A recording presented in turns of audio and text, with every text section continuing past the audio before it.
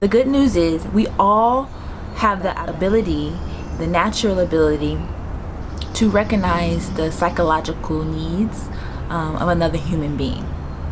Some psychologists call this conversational intelligence.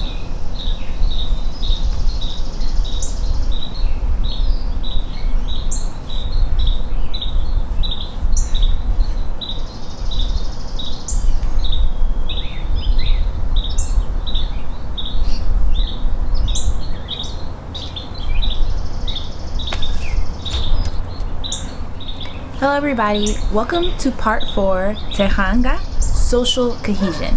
There's something very special when different people come together. Each person, each culture, each society has strengths and weaknesses. However, when they come to merge together, those weaknesses and strengths are balanced out. See, even with our differences, we are all created equal. We're all equal human beings. Yet, we are still a part of a whole. In Senegalese culture, specifically in the Wolof education system, this whole is known as a vital force. Society is seen as a sum of the life forces of its members, and when these life forces are mobilized, they achieve the specific energy of a particular society. Therefore, social education or social integration becomes a quest for permanent social cohesion. So social cohesion is just another word for social exchange. Individuals are put into a position of both giving and receiving. And any neglect to this exchange is a direct threat to the society as a whole. Therefore, if one individual is suffering, we all are. Teranga is a Wolof word that can be understood through a word blend of hospitality, respect, and even social cohesion. Like in many languages, the full meaning of the word cannot be translated into English using such few words, so we will break the word down. The act of Teranga is welcoming people into a family. It's giving them an identity. It's giving them something to be a part of, something that's already established in this give and take relationship. It's a process. I see notions of intrinsic worth and each person holding their own unique value that adds to the whole, like a body. Each part of a body has a different function that is important for the whole of the body.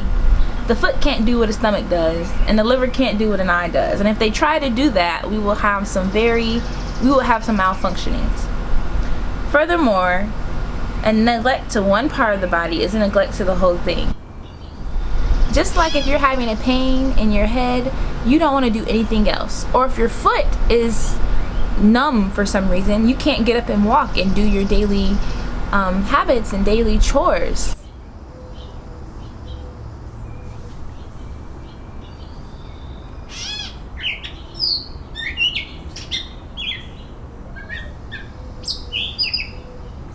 So therefore, the inhumane treatment of people with mental disorders has a direct effect on society as a whole.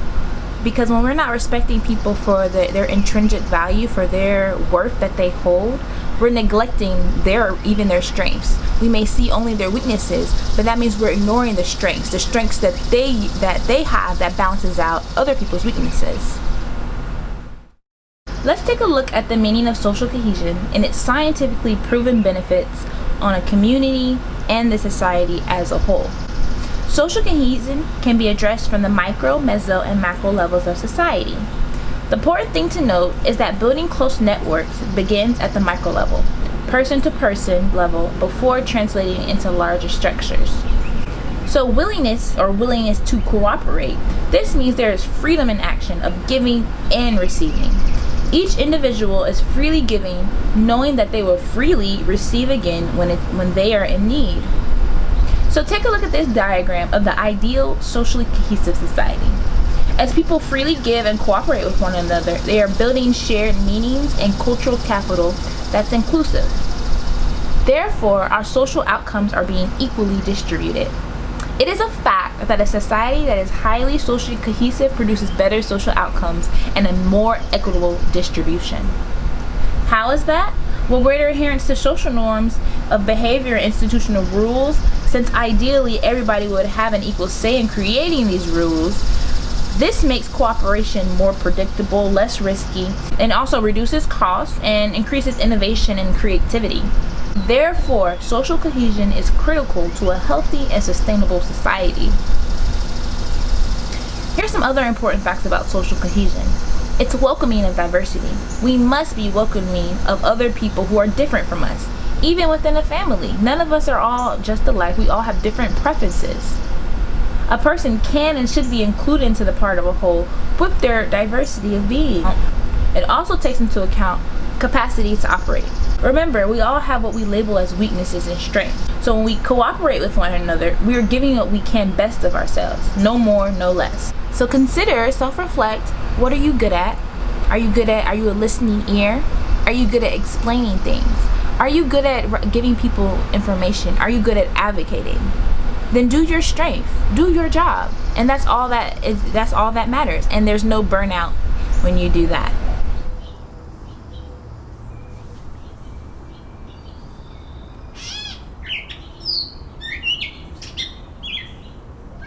I want you to keep in mind that living with, working with, or caring for somebody with a mental disorder can be challenging. However, it will get easier over time as we grow in our understanding and patience in what the person is experiencing. You can still find comfort in the fact that it's not all your responsibility, it's the community's responsibility as a whole to help the individual wherever they may be at. However, it is your responsibility to give from your whole heart, to notice your own strengths and give to them where you see fit. The good news is we all have the ability, the natural ability, to recognize the psychological needs of another human being. Some psychologists call this conversational intelligence. So when we interact with somebody who's going through distress, they may have a mental disorder, maybe they're having emotional turmoil, or maybe they even have like some type of developmental disorder, and they aren't cooperating, maybe they're having a bad day and they're not able to express themselves. The best thing you can do in that type of situation is ask yourself, what does this person need right now? Is it that they need to feel they are welcome in this space? Is their moodiness perhaps due to the feeling their efforts are not being appreciated or noticed? Perhaps the person is bored in the conversation and needs the chance to open up about what's on their mind. Because the fact of the matter is, we all can learn from each other. Young, old, poor, rich. We all know something, or there's something about us that can teach the other person something that will be beneficial for the other person. Maybe the person needs to know they can trust you, or needs to be given more control over a situation that affects them. Autonomy is an important right. We all have basic human needs that need to be fulfilled, and satisfaction of these basic human needs many times come from the relationships around us. So after you've asked yourself, what does this person need right now? Your next step is to take responsibility and provide the need that you can provide. Perhaps the person needs a listening ear. Will you be that listening ear? Perhaps you can ask them about their interests or work activities. Make them feel like they matter and what's on the inside of them is important for the world to know. Perhaps the person needs to be celebrated and for you to provide empathy and feeling how they feel and accomplishing a new task, instead of making it about yourself and saying all what you have done and did and are doing. Let that moment be about that person. Recognizing another's basic human needs in the moment takes forgetting self. Forgetting what you need in that present moment and being willing to give them what they need. Because ultimately, in the spirit of Teranga, there's a give and take relationship. People freely give in Senegalese society, at least that's how people are educated, to freely give, because they know that everything they need will be given back to them. Even with all our differences, humans are more alike than different. Our genetic difference is less than 1% different. We all have the same domain of needs for psychological well-being and the same basic needs like food and water and shelter. So, by their very nature, or by our very nature, all humans have moral standing. each has intrinsic value, or as biocentrics may say, inherent worth. This inherent worth that each person holds means that they hold some sort of significance and they hold some type of value. And this has been reflected in numerous documents over thousands of years of human rights. You may be most familiar with the Universal Declaration of Human Rights. The document outlines 30 universal human rights that advance human rights and peace. It was created after World War II by various nations who wanted to ensure that a war like that would never happen again. Knowing your human rights is important because when you know what you are worth, you will not settle for less. Your knowing will create an energy that only attracts more in a way that it doesn't feel like you are demanding anything at all. You will advocate for yourself and for vulnerable individuals around you who aren't being treated according to their human rights. What makes an individual with a mental disorder vulnerable and what makes me want to advocate for them is the fact that their weaknesses often make them dependent on the people around them. They're not able to express themselves or express their feelings and their needs like the average person. So therefore, their basic human needs often go unmet, and therefore their human rights are being violated.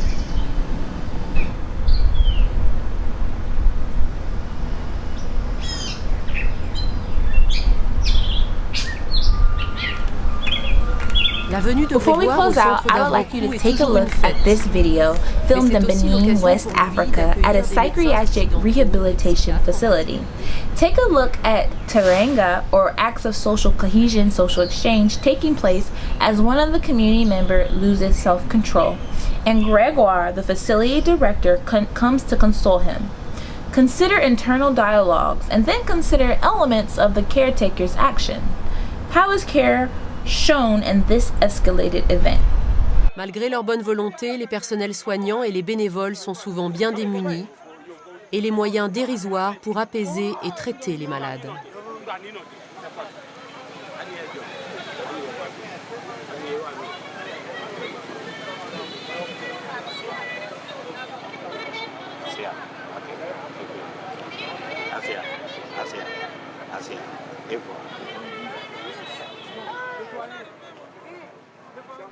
In this video, we saw this upset individual surrounded by his fellow community members.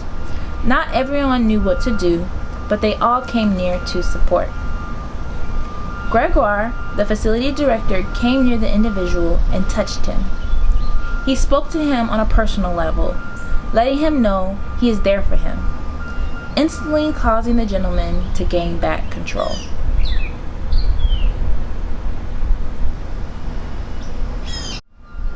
This video is a simple example of how we can work and strive to treat people in our community. Instead of jumping to conclusions or reacting when somebody is acting out of control or acting emotional, we can try meeting the individual on a personal level to figure out what it is they need that they're not able to express. I believe that practices like this will avoid situations such as police brutality. I also think it will lead to the creation of more advocates for the human rights of people with mental disorders. I would like to thank you so much for joining the Community Mental Health film series. I hope that some of the topics discussed, at least one of the topics discussed, touched you on a personal level, that made you engage in deep thought and further research about how you can support the mental health of your community and connect better with those with mental disorders. It has been a fun and invigorating journey, and I know that there's much more research to be done on my behalf. This is not half of the information that's out there, so I encourage you to go and look up your resources about what it means to connect with others using our innate human abilities and our innate ability for relationship and our desire for relationship, because a lot of fulfillment comes out of it. We all have a lot of strengths and we also have weaknesses, but when we come together, those are balanced out in amazing ways. So until next time, peace, hotep.